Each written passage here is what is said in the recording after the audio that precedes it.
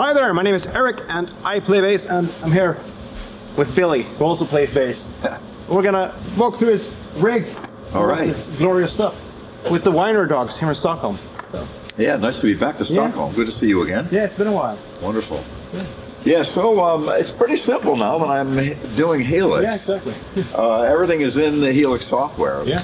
And I'm lucky because I know the Line 6 people in LA, and I gave them my original Pierce preamp, and they modeled it into the software.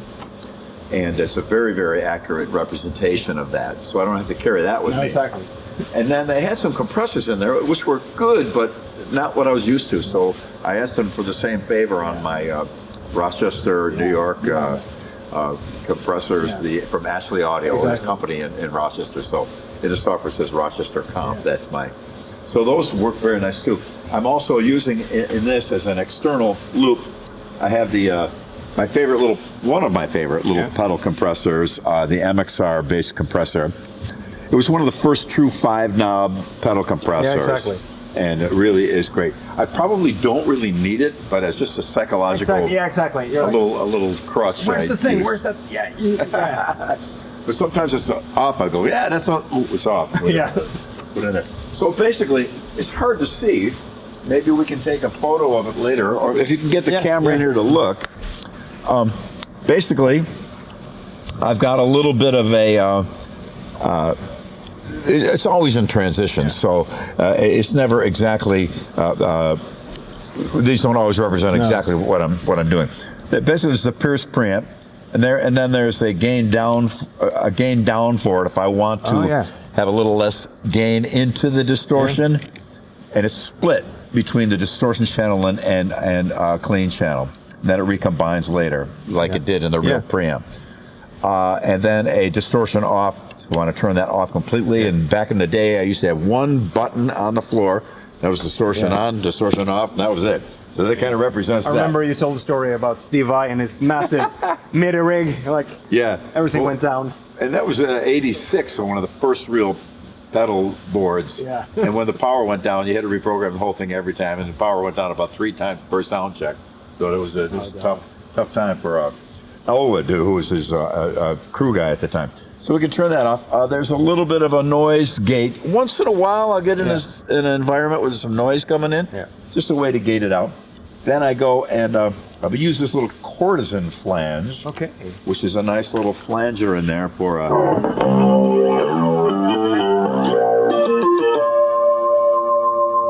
it's got kind of a. It doesn't just the timing of it is odd. Yeah. So it doesn't sound too cliche. No. But that just, I like it. I've been using it for a couple songs within the Winery Dogs. It seems to work. That's the FX loop for that. And then I'm sorry, but on the second where I split, I got the clean preamp, I've got Rochester Comp, I've got this compressor. And then there's a separate for the blue channel, the low pickup. It's very simple. One channel of Pierce, Rochester Comp, but I do use the octave down and octave up. I haven't used it live very much, but I can do the little octave up. And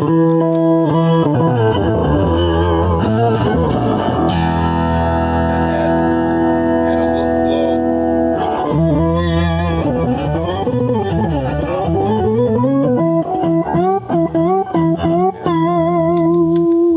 So it's a nice little effect, especially at the end of a song, at the end of the night. Yeah, exactly. Get that more deep low. And that's pretty much it. It's all within the Helix. Now, I promised a couple times, and I've not made good on it, to post this patch. Yeah. I know initially Line 6 came out with a thing that they wanted to be able for people to buy it. Exactly. But I thought, why not just they post already got a unit. Yeah, you're going to pay for that. We're good. Yeah. So I'm going to post a couple versions of it. This I'm using now, pardon me, was the very first patch that I tried. Oh. We were doing a Mr. Big show in LA, and they brought out the rack mount version. There's another issue I'll take up in a minute, why I'm not using the rack mount and why I have this up here and not on the floor. There's a reason. And I remember I tried it out in soundcheck. I thought, man, it sounds great. Are you going to use this tonight? I go, nah, I don't want to try anything new for a show. So I finally said, okay, quit being a baby and man up and use it. Yeah. So I used it, And God rest his soul, Pat Torpy was still with us then. And Pat and everybody in the band were looking at me like, that thing sounds amazing. I says, oh, yeah, how often does your band turn around here? Your amp sounds really good. Never. No, it's usually you're too loud. Turn down. Sorry. So they're really pleased with it. Let me address that. Normally the rack mount version, why not have that here and then have its foot switches down here? That'd be easy. But the rack mount is flat and I can't see it. Oh yeah. So the Matt from Line 6 is a very funny guy. So well the answer is to get more cabinets. Yeah. And put it up high. Yeah, good idea, Matt. But doesn't quite work this way. And I'm just used to back in the day to having a big rack of pro audio gear and nothing on the floor. So I'd go back and turn the harmonizer on and off and all the things I used to do back in the day. So that's why I use this. But in order to get both, the best of both worlds, I got the Morningstar. I was just going to say, turn the distortion on and off.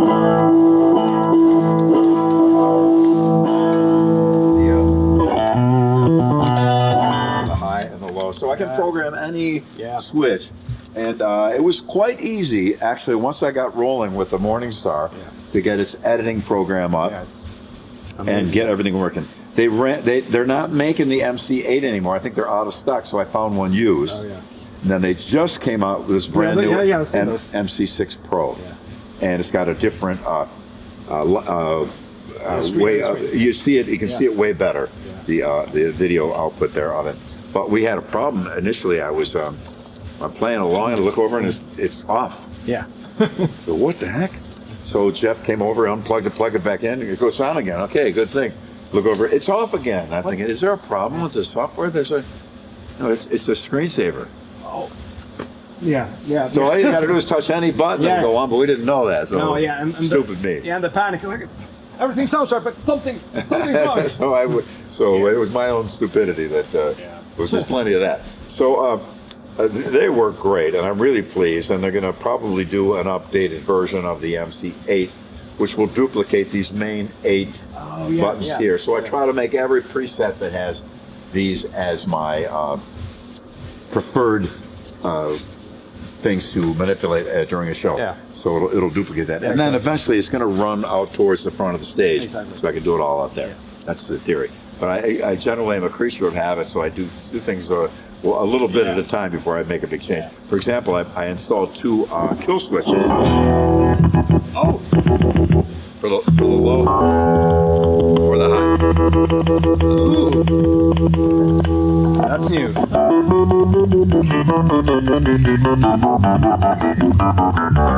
But they're fun to play with and they're really cool. But when I'm doing the show, I forget about them every night. I get done with the show, and go, the Killswitches, I forgot to do them again.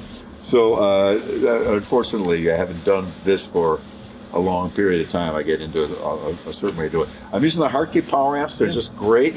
And not have a single problem with them at all. Super lightweight. It's about, 800 watts now. They're Class D, right? Yeah. Class D, yeah. And I was, I remember when Class D amps first started to make their way into audio, and there was a lot of concern about low end and everything like that. So I know we have a lot better technology today. So I tried out a few of them by a couple different manufacturers, and they sounded pretty great. And then Hartke came out with this. They let me try one, and the other, the LH1000, they weigh a ton. Yeah, I know. Yeah. And when you're traveling internationally, there may be some slight, not that I notice, but there may be in some people's minds some slight difference. Yeah. But when you trade that off with the convenience and ease, basically I have one for high. I'm not in the input, I'm into the effects sense. So I bypass all the EQ because I'm getting all my tonality from the Helix. But high, low, and pedals, the bass pedals here, I plug into the input there. That's pretty much my. And the cabinets are the HD 115s. I don't think these are the lightweight ones. There's a new lightweight version. Okay. No, they're not. I can talk about the handles. There's a new super lightweight version I use in USA. And again, it just makes it easier on the crew and in and out, shipping costs and everything like that because you're traveling around. But they are rock solid. I love them. I've been with them for a long time. And over here, I've got monitors. My monitor mix for my in-ears. Pretty easy. Yeah, that's wonderful. Just Yeah. And then all my pedals are run on Mainstage. It's over here, which is this sound sources. Right now for my main, often used tone is a giant B3. Yeah. I've got now I can adjust what sounds. When we do Regret, the one Winery Dogs song, if you'll bear with me. Yeah, sure.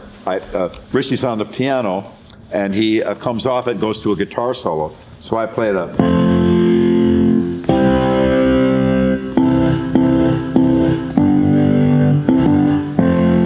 I learned to do a little. Oh, pretty fancy. That's some fancy. technique going on there.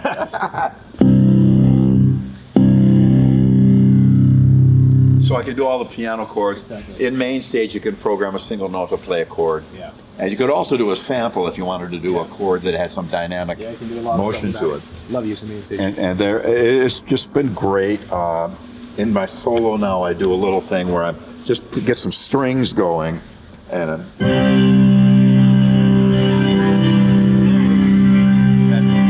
play along to whatever tone center is, root notes. You is use, there. use the same patch on the 12-step all the time, like just chromatic power chords? Yeah. Yeah. Yeah, it does a lot more. Now here's Yeah. another inside scoop. I hope I'm not getting in trouble for it, but before I left for tour, I contacted Keith McMillen's company on another matter, and they have a new version Oh, coming out. I've been using mine for like 10 years now or something. So Oh, they're great. yeah, it's amazing. They're so great.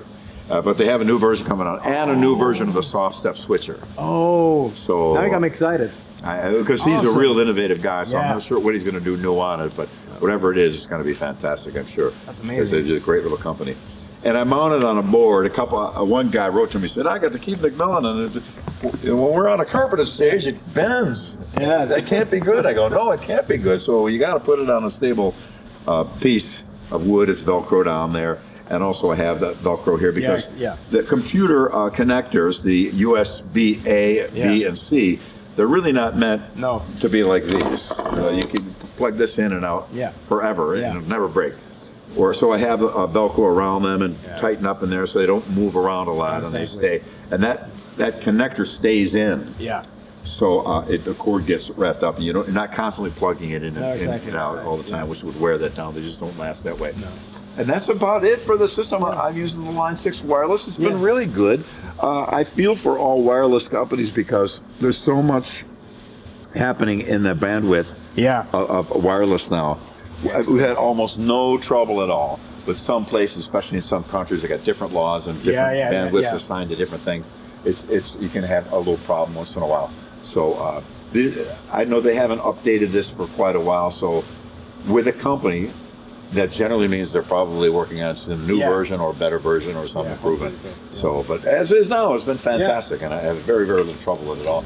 It's just the convenience of being able to walk up, be on the side of the stage and saying, "Is my amp on? Okay, good, we're ready to go." Instead of coming out and plugging in and find out it isn't on. So the Line 6 wireless. So it's a pretty simple setup, and Helix has really made my life easy. Are you going straight to the front of the house from it? Or? Yeah, and I didn't do that for a long time. I was miking up cabinets. I do it for the low, but not the high, because the high's got the distortion, a little more guitarish tone. But we did the last couple shows we did before the pandemic shut everything down. I think we may have been here in Sweden with Sons of Apollo. Yeah, in Gothenburg. Yeah. Yeah. And I think that might have been our last show. 'Cause we're going to go from there to Estonia and then Moscow. Exactly. And the idea underneath that is, if we can't get back into the USA because they shut the border down, I don't think Moscow's going to put us up in the Four Seasons Hotel. No. It'll probably be an army barracks at best, at very best, eating God knows what. So we had to unfortunately go. But so we had this great German soundman named Frank, and he convinced me, "Oh no, let's go right into the direct down." I go, "I don't know, man." So we did it. My tech Jeff went out front, and I played. And he just went, "Why didn't we do this 4 years ago?" So really, and then the first run we did of the Winery Dogs in the USA, it was just been glorious having it come through like that. And I can feel the whole room move and feel that low end just shake everything.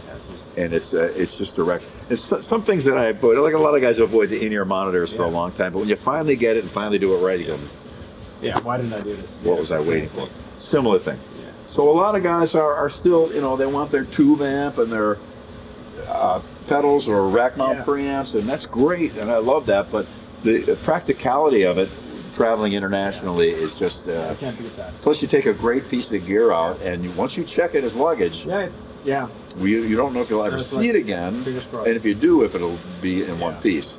So I that's another reason I went so strongly with the Helix, and it's worked out really well, and I still got a lot to learn on it. There'll probably be a lot more tweaking, especially now with the Morningstar stuff, being able to do things in mid-show. Exactly. So I've made it so rig rundowns are easier now. Exactly. Way quicker. Explain nearly as much stuff. And on the bass, I'm using the Relentless. The Relentless. I used it in Japan on the recent Mr. Big tour, and because we did a couple key changes, I had to use a double neck for the whole middle part of the show where we do the lean into it out, because our voices aren't the same as they were, so we had to move some pitches around a little bit.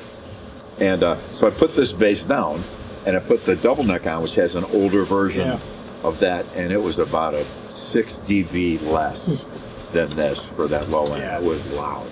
And this and the main pickup too. They're really a couple friends of mine that were kind enough to get this and put this on their instrument to replace active pickups with it, and it's fine. The output is just great.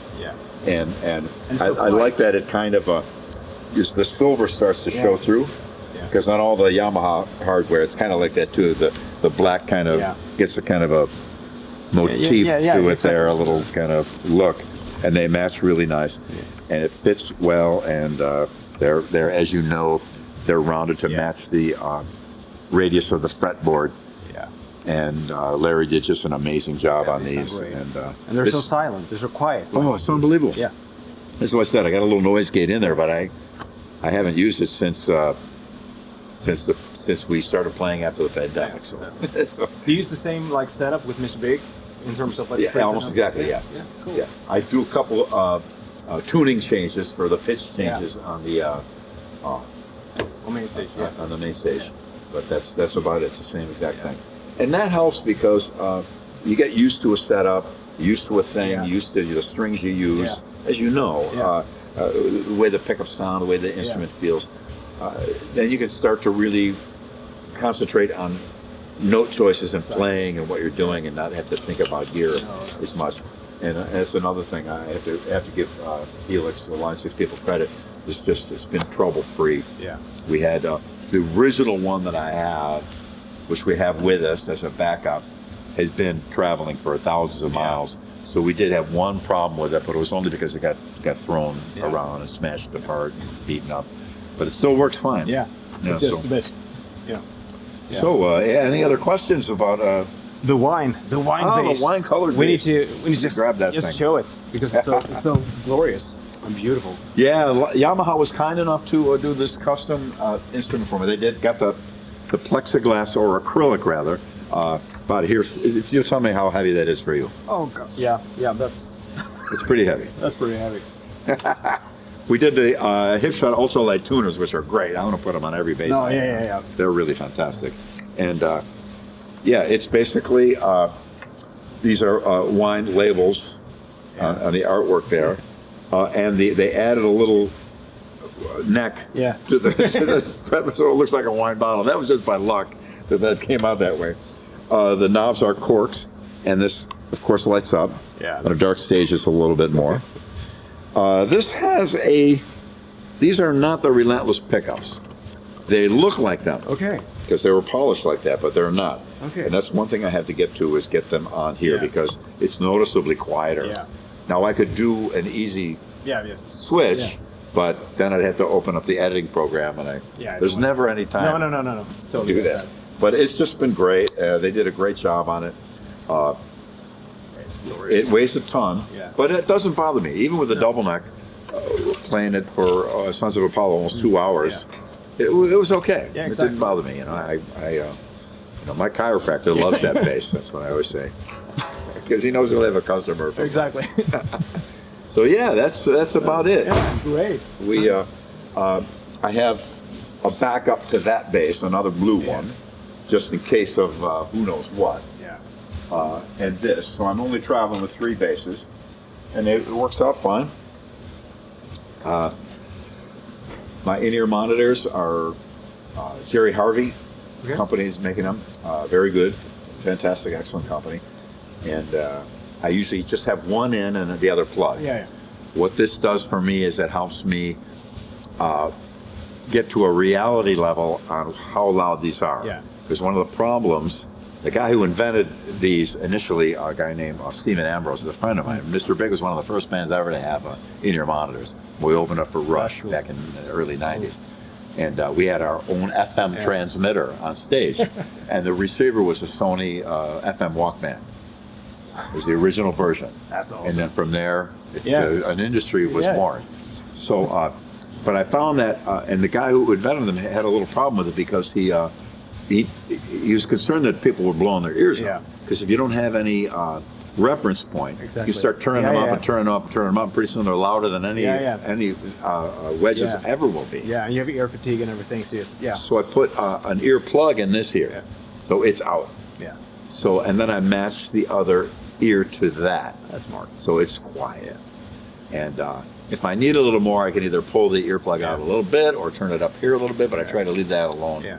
And as a result, I've been doing this for 55 some years in front of a lot of volume. Back in the day, I'd have SVT stacked up to here on their sides, and I would be here and the mic would be here, and they would be right in my ear. And then I had a drummer that had played left-handed on a right-hand kit, so his ride cymbal was right here. So they took it. It's taken its toll. Yeah. So you know, I'm a little careful with that now to try and keep what I got left. Yeah, that's smart. But that's about it. That's and just so you know, there's only 3 cabinets working up here: high, low, and pedals. These are here in case I need to double up my high and low. The pedals I don't need much on because they're mostly coming out the front house anyway. So it's a little redundant and extraneous to have these. Yeah, but it looks cool. I mean, people listen with their eyes. There is a psychological thing totally. at play. And so the other guy I got wrote to me, man, your rig was so loud. I go, it's really whisper quiet. Yeah. It's not that loud. No. But it seems because you're getting it off the PA now and everything. So, but it's not that loud. And there was a time when I did probably play way too loud, louder than I needed to. But I'm glad now I can pull it down, makes it easier for front of house, makes it easier on everybody, and I can hear the drums better. And that's my story. Awesome. So the newest thing, the Morningstar stuff is fantastic. The Helix is in my DNA now. The new Hartke, I think they're the 8500s? Oh, LX 8500. Yeah, yes, LX, they are. yeah, LX, yeah. Fantastic, super lightweight, just been righteous. And these are new speakers in here too, I believe, too. Okay. Very nice as well. Yeah. And they're ultra light cabinets. They're very nice and super lightweight. We use them on the USA tour. They didn't have here in Europe yet, but they will. And my Keith McMillen setup, I'm excited about the new version, what it's going to have. Yeah, you got me excited as well. It should be pretty cool. And also, since I'm in Sweden, the EBS blue pedal, it's not on my rig right now, but if I have to go anywhere and take anything, and I have it right in my carry-on bag right now, that blue pedal is my go-to pedal for everything. So many times I've done sessions where I just show up with that, plug in, and we got everything. Yeah, they did a great job on the EBS people. So some of them will be here tonight. Yeah, so. I know. Yeah, we'll talk to Ralph. Great, So, excellent. Well, hang on. Well, there you have it. Yeah, awesome. Thank you so much, Billy. My pleasure. Great to see you. Great to see you again. And wonderful to be back in Sweden, and more to come. More to come. All right. Great. Thank you.